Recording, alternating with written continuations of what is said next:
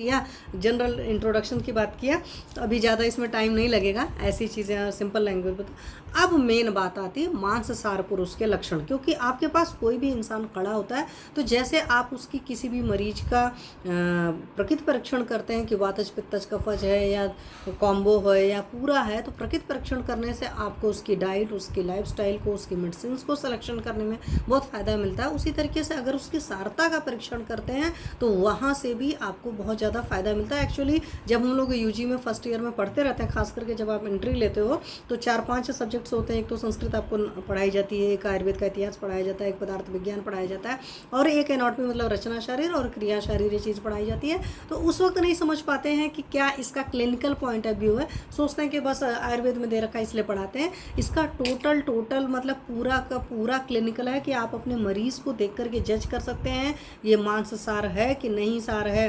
तो जो सारता है वो सारता का भी परीक्षण प्रकृति की तरह आपको अपने मरीज का करना पड़ेगा। तो मांसाहार पुरुष के लक्षण की अगर मैं बात करूं तो चरक विमान स्थान 8 जो है आपका, चरक विमान स्थान 8 अगर याद होगा तो जो आयुर्वेद वाले हैं उनको पता है कि चरक विमान 8 काफ़ी बड़ा है। तो वहाँ पर दे रखा है शंख ललाट क्रिकाटिका अच्छी गंड हनु ग्रीवा स्कंद उदर कच्छ वच्छ वाणी पाद संदेयो गुरु स्थिर मांसोपचिका मांसाराणाम। तो मांसाहार पुरुष के क्या क्या लक्षण होंगे हिंदी में ही सर बता रहे हैं। एक्चुअली संस्कृत के श्लोक में आपको इसलिए बताती हूँ कि उससे आपको समझ में आ जाता है कि रेफरेंस कहाँ का है। और बच्चों को मैं हमेशा बोलती हूँ कि संस्कृत के श्लोक अगर पॉसिबल हो तो आप रट लीजिए, क्योंकि उससे आपको चीज़ें भूलती नहीं हैं, क्योंकि संस्कृत के श्लोक अधिकतर पोएट्री फॉर्म में हैं।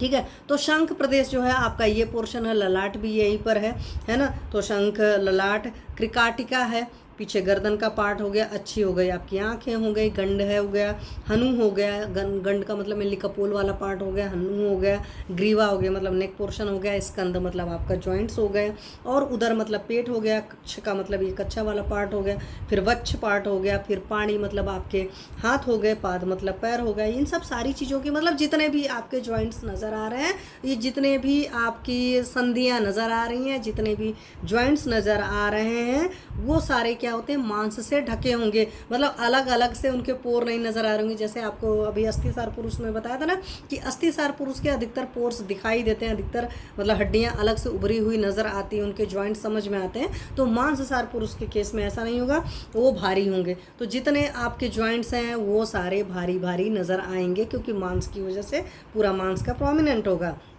और साथ में मांस धातु स्थिरता भी प्रदान करती है, तो आपकी सारी चीज़ें स्थिर होंगी और मांस का पूरा उपचय रहेगा, मांस से पूरा ढका रहेंगी। तो ऐसा मांसाहार पुरुष का लक्षण होता है। सिंपल लैंग्वेज में अगर आपको समझना है तो उसके जितने भी जॉइंट्स हैं, जितने भी सारे मतलब कह सकते हो हड्डी उड्डियाँ हैं, वो नहीं नज़र आएंगी, सारा मांस से अच्छी तरीके से ढकी रहेंगी।